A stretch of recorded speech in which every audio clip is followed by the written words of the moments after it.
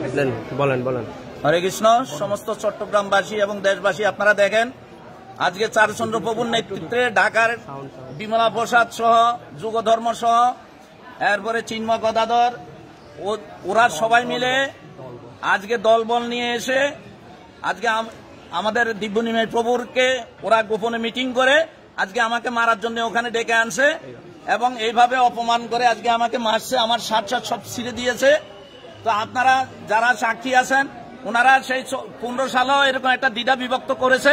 আজকেও ওনারা এসেছে এই প্রবর্তক মন্দিরকে ভাগ করার জন্য। আজকে অনেকদিন ধরে কৌশলে ওনারা ভক্তদেরকে বুঝিয়ে আজকে এই পরিস্থিতি সৃষ্টি করেছে। এত একটা সুন্দর মন্দির, প্রবর্তক মন্দির। তো আপনারা এই মন্দির যেভাবে রক্ষা হয়, আপনারা সবাই এগিয়ে আসুন। এই সমস্ত সন্ত্রাসীদের হাত থেকে আপনারা এই মন্দিরকে রক্ষা করুন, এটা আপনাদের কাছে বিনীত অনুরোধ।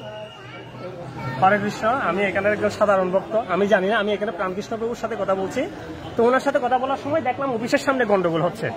অফিসের সামনে কেন গন্ডগোল হচ্ছে আমি জানি না। হঠাৎ করে আমি প্রভু আমার পাশে ছিল, তো প্রভুকে সহ আমি এখানে দূরে আসছি।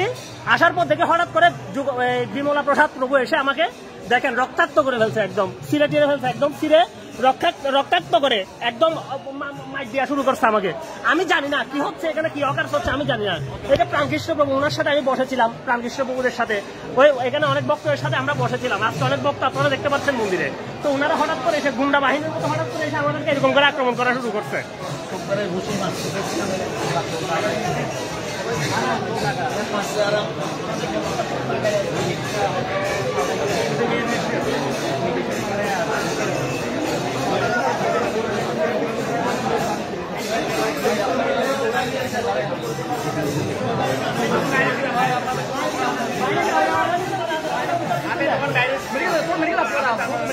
আমি তো আসতে চাইছিলাম না।